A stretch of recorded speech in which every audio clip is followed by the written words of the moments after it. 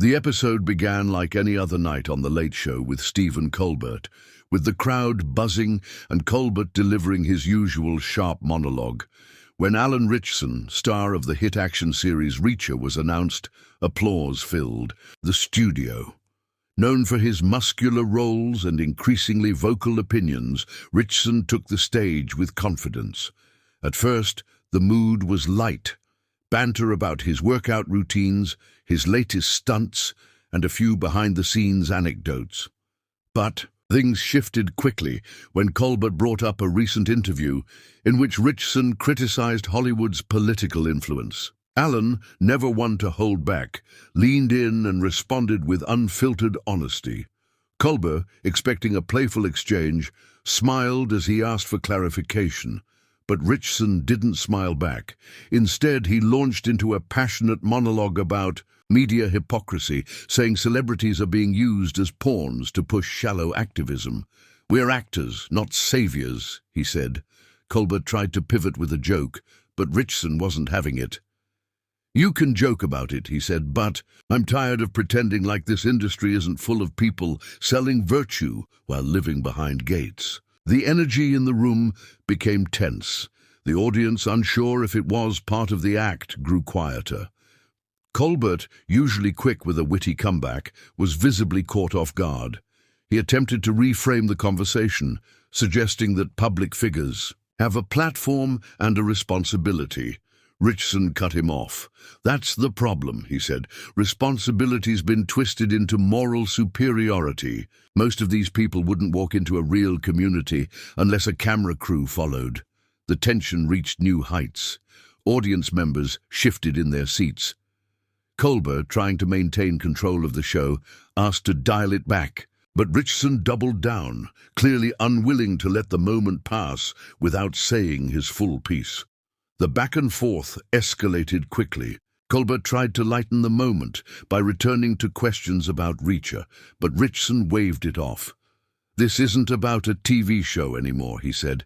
"It's about truth, Stephen."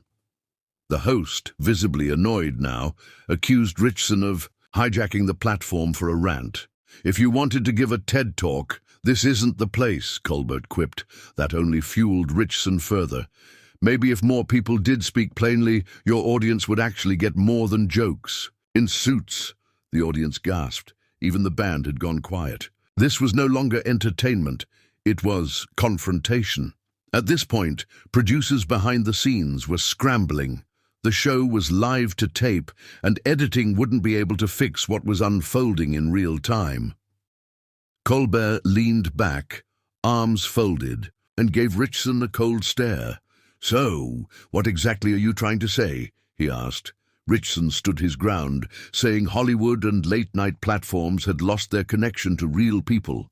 "We're pretending to speak for the public, but it's all theater," he said. "You're smart, Stephen. You know this." Colbert, not used to losing control on his own stage, responded with sarcasm. "Thanks for the lecture, Professor." What came next surprised even the staff. Ritchson removed his mic and stood up. "You want me to pretend? I'm not built for that." Colbert gestured to the crew, muttering under his breath, "We'll cut this segment." The crowd didn't applaud. There was no punchline to wrap it up. Instead, Ritchson walked off the set with a nod and a half-smile as if to say, "I said what I came to say." Colbert sat silently for a beat, then turned to the camera. "We'll be right back," he said flatly. It was the first time in years that an interview had ended so abruptly. During the commercial break, the studio was silent. Crew members whispered. Colbert huddled briefly with producers. Ritchson had already left the building. Social media, however, didn't miss a beat. Within minutes, clips of the exchange were trending on multiple platforms. Reactions ranged from shock to admiration to outrage. Hashtags like Chun Ritchson Walkout and Chun Late Show Clash began trending. Some praised Ritchson for speaking honestly, while others accused him of disrespecting the host and audience. The polarized reactions highlighted a deep divide in how people view celebrity platforms and freedom of speech in public media. Back on air, Colbert returned with his usual charm, though it felt a bit forced. He made a quick, awkward joke about passionate guests and tried to move on to the musical performance, but the audience sensed something had shifted. The mood was different. Colbert, usually unshakable, had just experienced a moment where control slipped through his fingers. The network released a short statement later that night, describing the exchange as unexpected and unscripted, and reaffirming their commitment to open conversations. Ritchson, meanwhile, posted a short message online: "Truth matters more than comfort. I stand by what I said." In the days that followed, the incident dominated entertainment news cycles. Some commentators accused Colbert of being too dismissive, while others felt Ritchson's behavior was aggressive and unprofessional. Talk radio hosts, podcasters, and columnists all weighed in.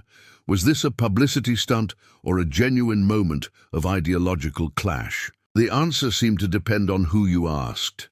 But one thing was clear: the incident had hit a nerve. Colbert, known for political satire and sharp interviews, was suddenly part of the story. And Ritchson, long seen as just a TV tough guy, had revealed a very different side. Whether it was a meltdown or a moment of authenticity, the fiery showdown between Alan Ritchson and Stephen Colbert left a mark. It challenged the boundary between celebrity interviews and raw, unscripted dialogue. It questioned the role of late-night shows as entertainment versus platforms for discussion. And it proved that in a media landscape built on polish and control, real emotion still cuts through. The walk-off may have ended the interview, but it sparked a much bigger conversation, one that extended far beyond the walls of a New York studio. And maybe, just maybe, that was the point all along.